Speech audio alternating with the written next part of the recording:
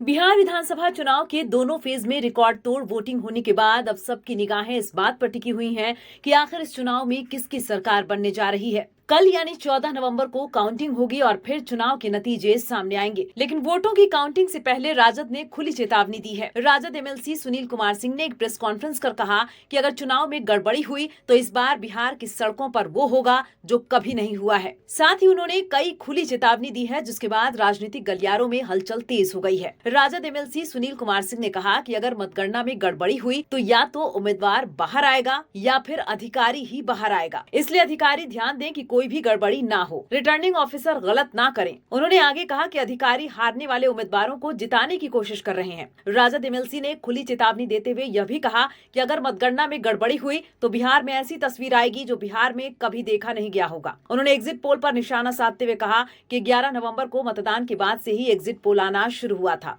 देखने से ऐसा लग रहा है कि जैसे एक ही बस से सब लोग उतरे और एनडीए को वोट दिया। सुनील कुमार सिंह ने कहा कि मतदाता वोट देने के लिए लाइन में लगे ही हुए थे और एग्जिट पोल आने लगे। ऐसा साफ दिख रहा है कि एनडीए के पक्ष में वोटिंग के लिए लोगों को प्रोत्साहित किया गया है। उन्होंने आगे हमला बोलते हुए कहा, जब 4 करोड़ 98 लाख वोट दिया गया है तो राजद को 50 से कम सीट कैसे मिल रहा है। बिहार के लोग भी हैरान है कि वोट गठबंधन को मिल रहा तो एनडीए कैसे जीत रहा है। लोग अच्छी तरह से जानते हैं कि बिहार विधानसभा का जो निर्वाचन होना वो 2 चरण में होना था। एक 6 तारीख को हुआ और दूसरे 11 तारीख को हुआ।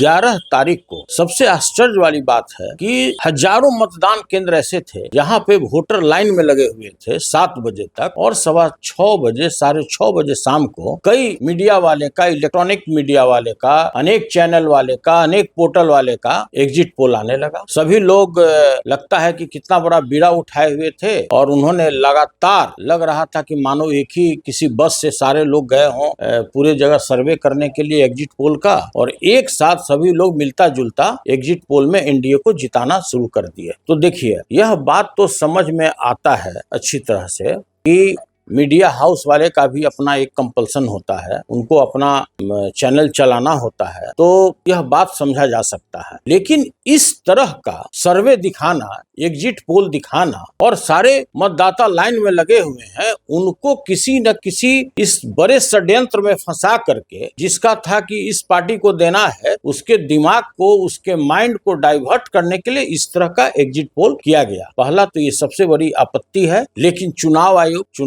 तो भाई अद्भुत है। सभी लोग जानते हैं कि उनके साख पर किस तरह से बट्टा लग चुका है।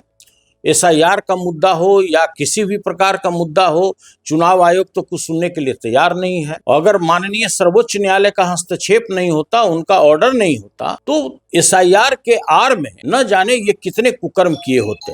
तो देखिए, इस पर भी मेरा कोई बहस नहीं है। सबसे बड़ी बात है कि टोटल 7 करोड़ 45 लाख वोटर थे। अगर 66.91% अगर वोट हुआ तो 4 करोड़ 98 लाख वोट पोल हुआ। तो भाई, हम लोग भी जानना चाहते हैं मीडिया हाउस वाले लोगों से, बहुत सारे ऐसे मीडिया हाउस वाले लोग जो हैं कि जो हम लोगों को 50 के नीचे आंक दिया, जबकि धरातल पर जो आप ही के चैनल वाले लोग जो ग्राउंड जीरो पर थे, वो लोग आश्चर्यचकित थे कि अरे भाई, यहाँ सारा जो वोट है वो किसी एक पार्टी को जा रहा है और वहाँ एग्जिट पोल कुछ और बता रहा है। सभी लोग अचंभे थे, पूरी जनता अचंभा है, पूरे बिहार के लोग अचंभे हैं कि भाई आपके साख पर किस तरह का बट्टा लगता चला जा रहा है। सबसे बड़ी बात है कि जिस तरह से महागठबंधन के जो लीडर आदरणीय तेजस्वी प्रसाद यादव जी का जो मुहिम था कि हम प्रत्येक घर में सरकारी नौकरी देंगे, 14 जनवरी मकर संक्रांति के दिन राज्य के प्रत्येक महिलाओं को हम 30,000 रुपया उनके खाते में देंगे,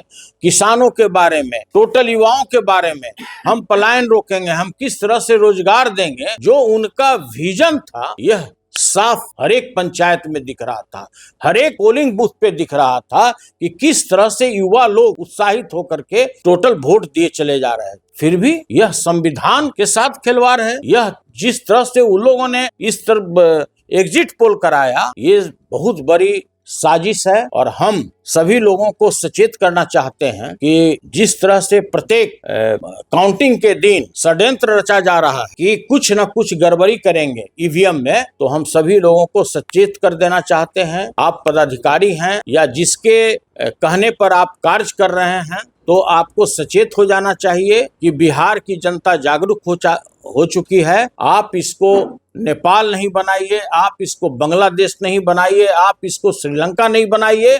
अगर आप वर्ष 2020 की तरह जिसने आपने गड़बड़ी किया, नालंदा जिले में जिस तरह से हिलसा में मेरे कैंडिडेट को हराया गया, जिस तरह से गोपालगंज में भोरे के कैंडिडेट को हराया गया, अगर आप इस तरह की कोई भी तरह का आप गड़बड़ी करते हैं तो आपको साफ पता लगेगा कि या मेरा उम्मीदवार बाहर आएगा या वो पदाधिकारी रिटर्निंग अफसर काउंटिंग स्थल से बाहर आएगा। तो हम यह बात आप लोगों को बड़ी विनम्रता के साथ कहना चाहते हैं कि जितने भी पदाधिकारी और जितने रिटायर्ड और टायर्ड अफसरों के कहने पर वो कार्य कर रहे हैं, वो बिल्कुल सचेत हो जाएं।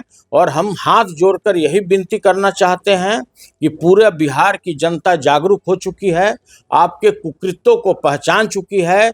आप चुनाव आयोग के आड़ में किस तरह से गलत कार्य करना चाहते हैं, अपने मंशा को सफल करना चाहते हैं, आप किस तरह से जो हारा हुआ कैंडिडेट को आप जिताना चाहते हैं और जीता हुआ कैंडिडेट को आप हराना चाहते हैं। पूरी बिहार की जनता यह बात को समझ रही है।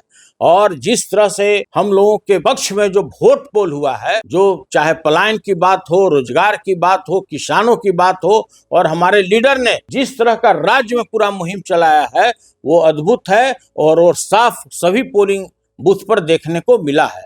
तो मेरा पुनः आप लोगों से मेरा विनम्र विनती है, सभी खासकर जो रिटर्निंग अफसर हैं उनसे मेरा हाथ जोड़कर विनती है कि आप किसी बड़े पदाधिकारी के कहने पर, किसी बड़े अफसर के कहने पर आप चुनाव आयोग द्वारा गुमराह करने के बाद भी आप गलत काम नहीं कीजिए। आप पूरी ईमानदारी के साथ काम कीजिए, नहीं तो वो दृश्य आपको बिहार में कल देखने को मिलेगा जो जिसकी परिकल्पना कोई राज्य सरकार, कोई व्यक्ति, कोई पदाधिकारी नहीं कर सकता है।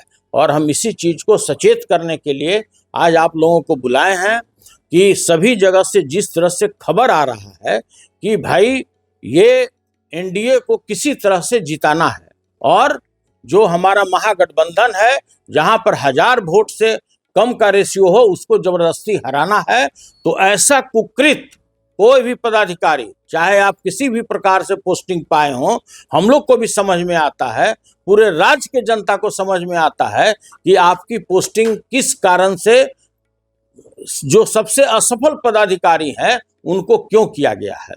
तो हाथ जोड़कर पुनः मेरी एक बार और विनती है कि आप लोग कोई भी गलत कार्य नहीं कीजिए, आप दूध का दूध और पानी का पानी कीजिए।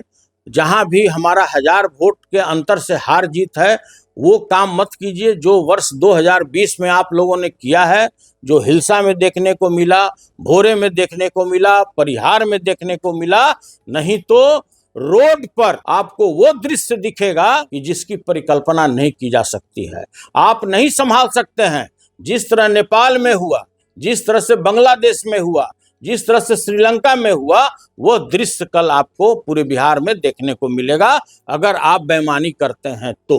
विपक्ष कौन है? हम तो कल पक्ष में हैं, हम विपक्ष नहीं है। हमारे पास मेजोरिटी है, लोगों ने हमको वोट दिया है। आप अच्छी तरह से जानते हैं कि जो 72 लाख नए लोगों ने अपना मताधिकार का प्रयोग किया है, क्या इसी भ्रष्टाचारी सरकार को बचाने के लिए किया है? जिसके छोटे छोटे पदाधिकारी के यहाँ करोड़ों करोड़ रुपया मिला, उसको बचाने के लिए किया है? क्या उसको बचाने के लिए उन्होंने मताधिकार का प्रयोग किया है कि जिस तरह किसानों का शोषण और दोहन हो रहा है, क्या उसको बचाने के लिए लोगों ने वोट किया है कि जो किसी भी ब्लॉक में चले जाइए, किसी भी थाना में चले जाइए, किसी भी अनुमंडल में चले जाइए, मृत्यु प्रमाण पत्र लेने के लिए भी रिश्वत देना पड़ता है? क्या लोगों ने इसके लिए वोट किया है बढ़ करके? आज तक बिहार का सारा रिकॉर्ड टूट चुका है। 69% वोट पोल हुआ है और यह वोट जो पोल हुआ है ये बदलाव के लिए हुआ है, इस भ्रष्टाचारी सरकार से निजात पाने के लिए हुआ है और तेजस्वी यादव जी को मुख्यमंत्री बनाने के लिए हुआ है। चुनाव की बात की जाए, इस समय रिजल्ट आ रहा था, 4 घंटे जो है सर्वर स्लो रहा और उसके बाद रिजल्ट कुछ ऐसा है। अगर इस तरह की स्थिति होती है तो क्या महागठबंधन सड़क पर उतर जाएगा? बांग्लादेश महागठबंधन नहीं, पूरी आम पब्लिक रोड पे उतर जाएगी।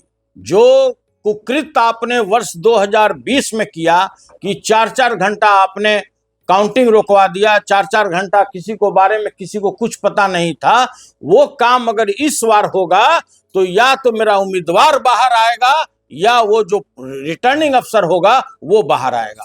मैं आपको चेतावनी देना चाहता हूँ। सड़क पर आ जाएगी जनता। पूरी जनता सड़क पर आएगी और वो दृश्य देखने को मिलेगा जो आपको नेपाल में देखने को मिला है। और पूरी जनता इस चीज से आशंकित है कि ये बेईमान लोग, जिस चुनाव आयोग के बारे में साख पर उसका बट्टा लग चुका है, जितने रिटर्निंग अफसर हैं, किस तरह से उनकी पोस्टिंग की गई है, तो यह पूरी जनता आशंकित है कि कहीं न कहीं आप बेईमानी कीजिएगा तो आपको भी नेपाल का दृश्य यहाँ पर देखने को मिलेगा।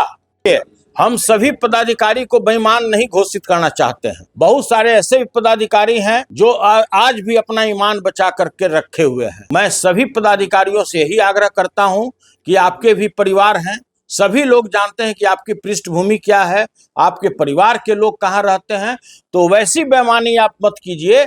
आप 80,000 से लेकर 1 लाख वोटर के मत के खिलाफ आप काम कीजिएगा। अगर आप किसी को 1000 वोट से हराते हैं जीते हुए कैंडिडेट को, तो निश्चित रूप से यह पूरे जनमानस के पटल पर यह छाएगा और यह कहीं ना कहीं से इसका दुष्परिणाम आपको देखने को रोड पर मिलेगा। ठीक, थैंक यू।